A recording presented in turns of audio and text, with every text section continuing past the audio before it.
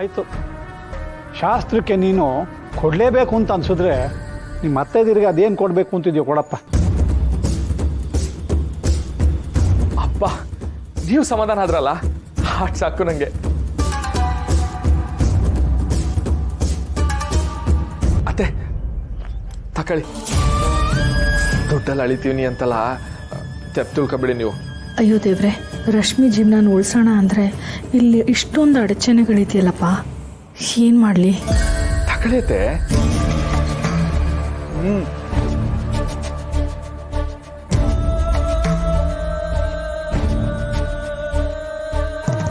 ಆಯ್ತಲ್ವಾ ರೀ, ಹೊರಡೋಣ, ಟೈಮ್ ಆಗ್ತಾ ಇದೆ. ಸೂಪರ್, ಹುಡುಮ ಅವ ಮದುವೆಗೆ ಬರೋದು ಮಾತ್ರ ಮರಿಬೇಡ್ರಿ. ಅತ್ತೆ ದಾರಿಗೆ ಬರೋದಿದ್ರು ಇವತ್ತು ಕಂಕಣ ಕಟ್ಟಿಸ್ತಿದ್ದೀವಿ, ಅದಕ್ಕನ ಬನ್ನಿ. ಅವ ಮದುವೆ ಶಾಸ್ತ್ರಿಗಳು ಇವತ್ತಿಂದನೇ ಶುರು, ಮರಿಬೇಡಿ. ಬರ್ತೀನಿ ನಡಿಯೋ, ಇಷ್ಟೆಲ್ಲ ಹೇಳ್ಬೇಕೇನೋ. ಹೋಗ್ಬಾ, ಹುಷಾರು. ಬರ್ತೀವತ್ತೆ, ಬಾಪರು. ಹೋಗಿ ಬರ್ತೀವಿ ಅಪ್ಪ, ಬರ್ತೀವಿ. ಮದುವೆ ಶುಭಾರಂಭಕ್ಕೆ ಪ್ರೀತಿಯ ಕರೆಯೋಲೆ. ಬರ್ಲಪ್ಪ. ತಪ್ಪು ಮಾಡದೋರ್ ಯಾರವ್ರೇ, ತಪ್ಪೆ ಮಾಡದೋರೆಲ್ಲವ್ರೇ. ಅಪ್ಪಿ ತಪ್ಪಿ ತಪ್ಪಾಗುತ್ತೆ, ಇಟ್ಕೊಳ್ಳಕ್ಕೆ ದಾರಿ. ಯಾವ್ದಪ್ಪ ಹೊಸ ಜೋಡಿ? ಅಲ್ಲೆಲ್ಲೆಲ್ಲೆಲ್ಲೆ ಶಿವು, ನೀನಾಗಲ್ಲ, ಚೆನ್ನಾಗಿದ್ಯಾ? ಓಹೋ ಪುಟ್ಟೇಗೌಡ್ರೆ, ಏನ್ ಸಮಾಚಾರ? ಏನ್ ನಮ್ಮ ಮಾರಿಗುಡಿ ಕಡಿಕೆ? ಅಯ್ಯೋ ಬಿಡಪ್ಪ, ನಿಮ್ ಜಯಕ್ಕನ್ ಲಗ್ನ ಆದ್ಮೇಲೆ ನಿಮ್ಮೂರೇ ನಮ್ಮೂರ್ ಆಗೋಗೋದೆ. ಆ ವಿಚಾರ ಬಿಡು, ನೀನ್ ಹೆಂಗಿದ್ಯಾ?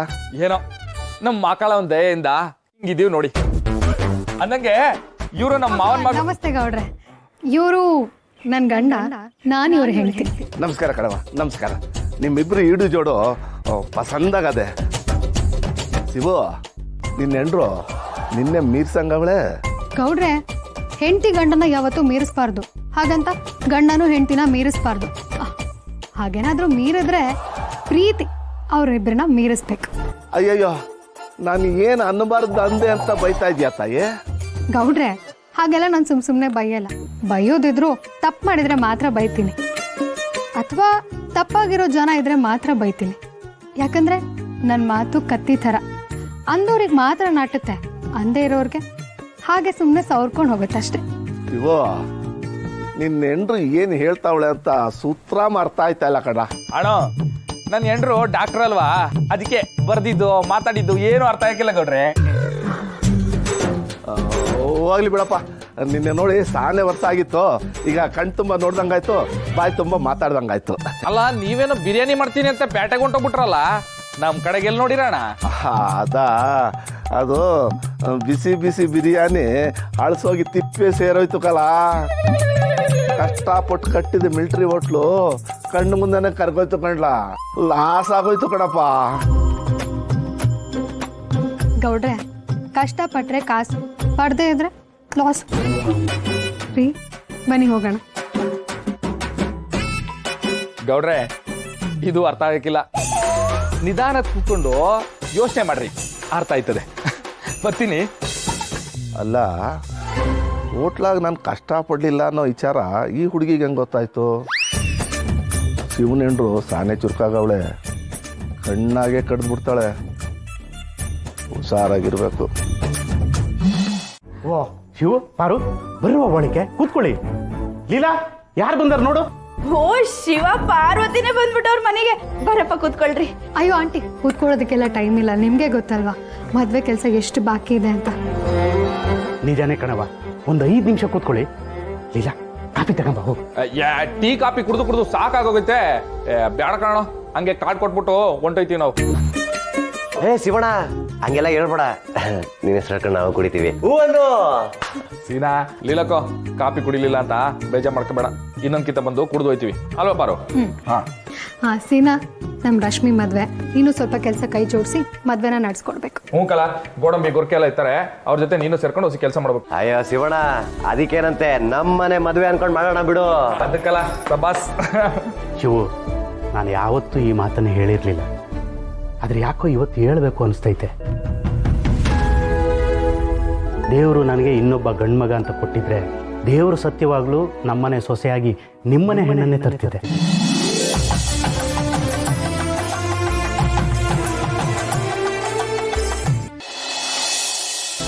ನಿಮ್ಮನೆ ಸಂಸ್ಕಾರ, ನಿಮ್ಮನೆ ಹೆಣ್ಣುಮಕ್ಕಳು ಕಲ್ತಿರೋ ಬುದ್ಧಿ ಎಲ್ಲೂ ನೋಡಿಲ್ಲಪ್ಪ.